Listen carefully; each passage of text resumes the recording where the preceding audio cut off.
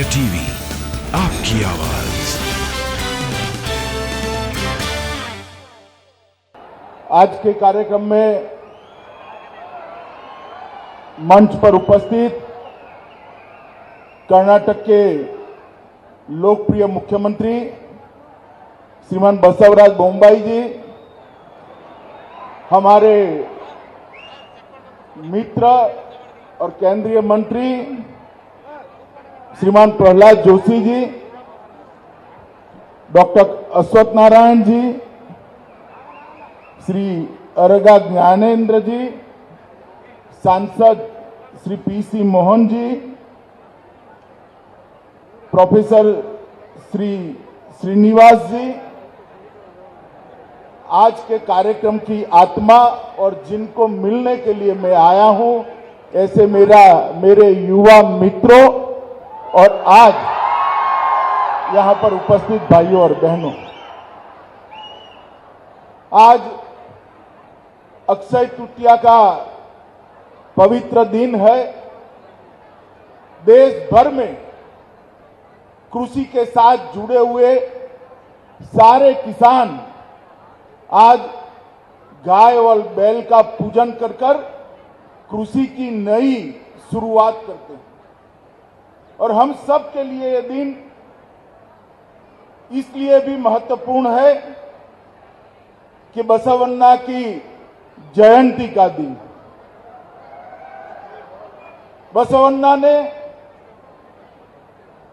सैकड़ों साल पहले समाज के अंदर सर्वस्पर्शीय सर्वसमावेशक लोकतंत्र कैसा हो सकता है, इसका उदाहरण इसी महान कर्नाटक की भूमि पर अनुभव मंडपम के द्वारा किया था।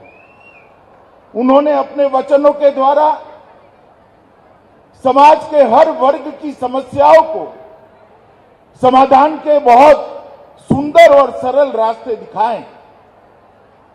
मैं आज युवा मित्र जो यहां है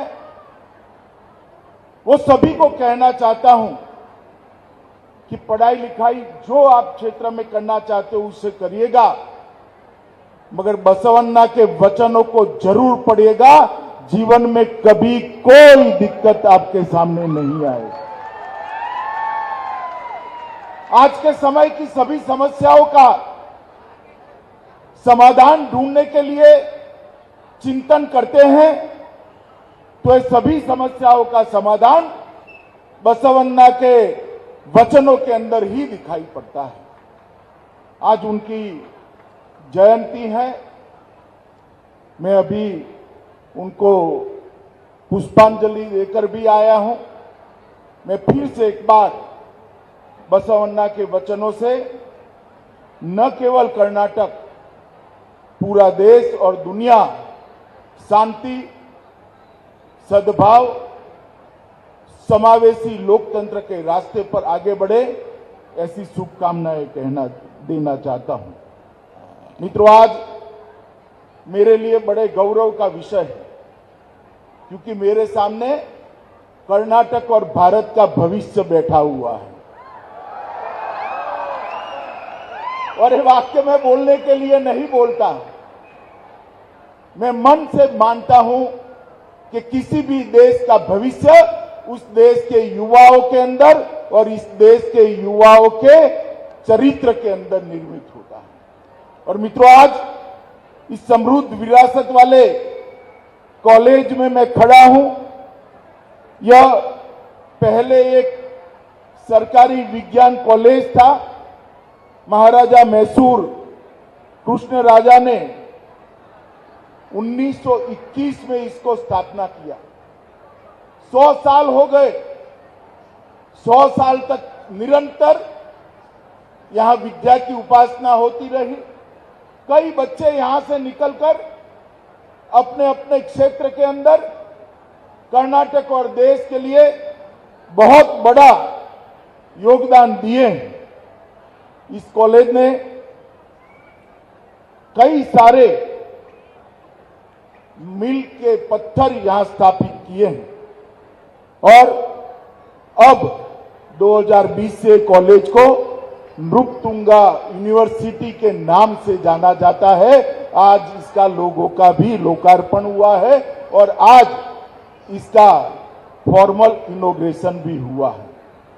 मुझे बहुत आनंद है कि कर्नाटक सरकार ने राष्ट्रकूटों के प्रसिद्ध राजा अमोघ वर्षा नृपतुंगा के नाम से इस कॉलेज, इस विश्वविद्यालय का नाम रखा है। इन्होंने अपने समय में साहित्य, संस्कृति और शिक्षा के लिए ढेर सारा काम किया था। आज यही विश्वविद्यालय महाराज नृपतुंगा के सभी आदर्शों को चरितार्थ करेगा, इसका मुझे विश्वास है। मित्रों, आज यहां पर जब मैं आया हूं तब आपको एक बात कहना चाहता हूं कि इस कॉलेज का तो शताब्दी हो चुका है। नया यूनिवर्सिटी भी 2020 से शुरू हुआ है, मगर आज जिस दिन इसका फॉर्मल इनॉग्रेशन हो रहा है और इसका चिन्ह भी आज जो जारी किया है, वो वर्ष आजादी का अमृत महोत्सव का वर्ष। यहां जो युवा बैठे हैं, मैं उनको कहना चाहता हूं कि आज हमारे देश को आजादी मिले हुए 75 साल हो गए।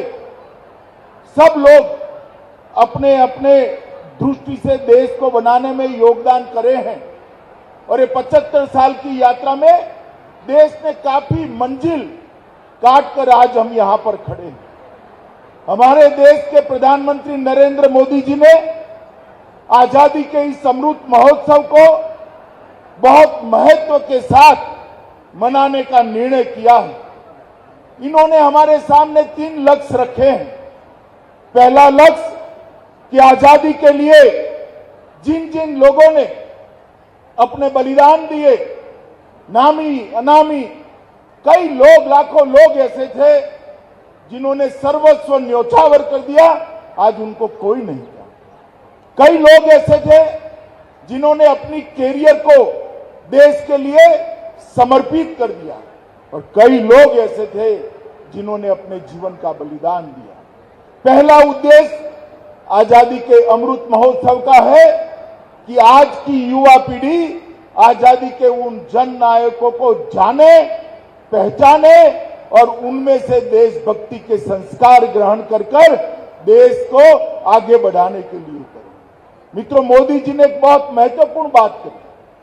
जो लोग आजादी के बाद जन्मे हैं, जो लोग सेना में नहीं गए हैं, सेना की सर्विस ज्वाइन नहीं किए हैं, उनको देश के लिए मरने का मौका नहीं मिल